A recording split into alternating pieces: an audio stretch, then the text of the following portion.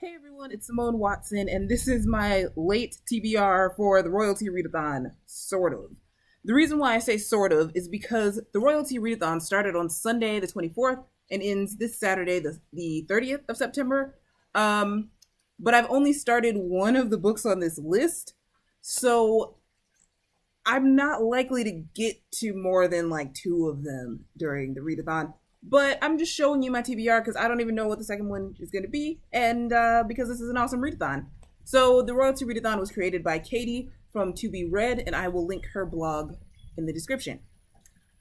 So I went to the library on Friday after I made that ginormous video where I decided which books to return, that try a sentence challenge, and I picked out this Empress of a Thousand Skies by Rhoda Belleza. This is one of many books that I'm trying to read by the end of 2018 because they have a sequel coming out or something like that. My catch up by 2018 TBR shelf. And this, I believe, has to do with a girl who is stuck traveling with the guy that she thinks killed her family or something like that. So yeah, there is purple on the, sorry, I forgot to mention the challenges. I'm so sorry. Okay.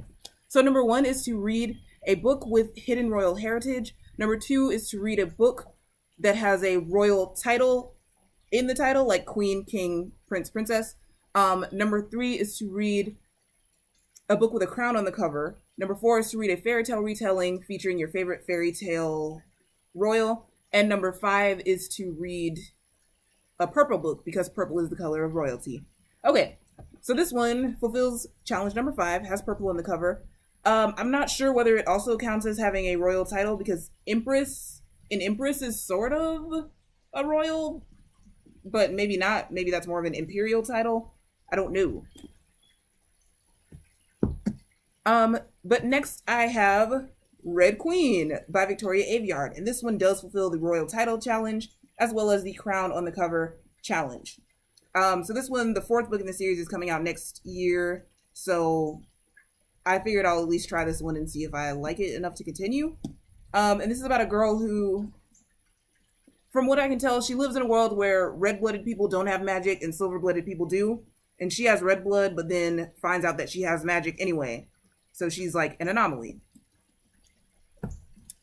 Next, I have Once and For All by Sarah Dessen. I picked this one out because it has purple on the cover. Woohoo! Surprisingly, I didn't see a lot of books with purple on the cover. But I also picked it out because Sarah Dessen is one of my favorite authors, and I would actually like to eventually do a reading guide to Sarah Dessen, like some booktubers do reading guides to their favorite authors. But it could take a while because I'd have to read all of her books and maybe reread the ones that I read a while ago. So yes.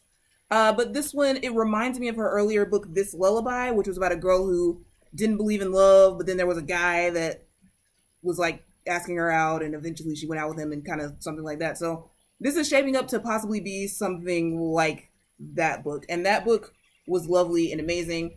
Her books are like contemporary romance or contemporary with some romance. I'm not really sure, but like so far, like all of her books managed to really make me think and feel, you know, like to like really, they're thought-provoking and they make you feel something. So it's really cool.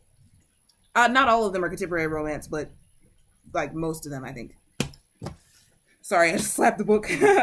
Next, I have My Lady Jane by Cynthia Hand, Brody Ashton, and Jody Meadows. This one is about Jane Grey, I think, who was the Queen of England for 9 days.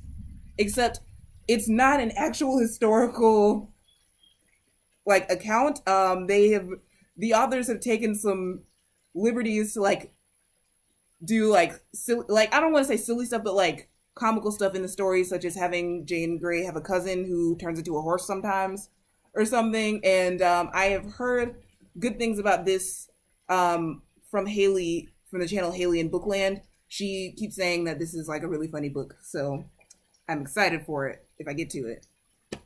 And next are two books that you've already seen in my Try a Sentence challenge, so I'll just go briefly, I'll talk about them briefly.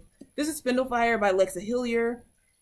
This counts for the challenge of a book of fairy tale retelling featuring your favorite fairy tale royal.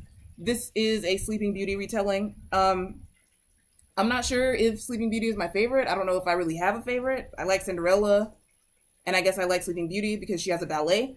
And it's not a ballet, like, it's not a new ballet based on the movie or anything. It's old. It's from around the time of the Nutcracker and Swan Lake. So I've seen bits of it and it was amazing and I love ballet. So anyway, this book concerns two princesses. I believe they're both cursed or have something like a curse on them, and one of them can't speak. Yeah, this is a topic that really interests me too. I want to see how she's going to deal with the aspect of like mutism. Communication disorders is an area that really interests me that I studied for a while in college, but then changed my major. So anyway, yeah. And lastly, Bitterblue by Kristen Kishore. I've definitely talked about this in my Try a Sentence challenge and how it has some really cool opening sentences. Oh, I said lastly, but there are two that I might read on the Libby app, which is the library app on my phone. One is Once Upon a Prince by Rachel Hauck. This is like a cute romance, from what I can tell, about a prince and a non-royal woman who fall in love. I think it might contain secret royal heritage, hidden royal heritage, which would be the first challenge, but I'm not 100% certain. And I have a hold on the book Three Dark Crowns by Kendara Blake. That is also on the Libby app. That's the audiobook. I don't know if I'm going to get it because I think the hold came off today, but then my phone was too full. So I think someone else checked it out. I don't know what's going on with that. But yeah, so those are my kind of possible reads. So yeah, thank you so much I just said yeah a bunch of times. Thank you so much for watching this. And if you are participating in this readathon as well, feel free to let me know in the comments what you are reading. Or if you've read one of these books and liked it, you can let me know that in the comments too. Okay, so I'll see you soon. Bye.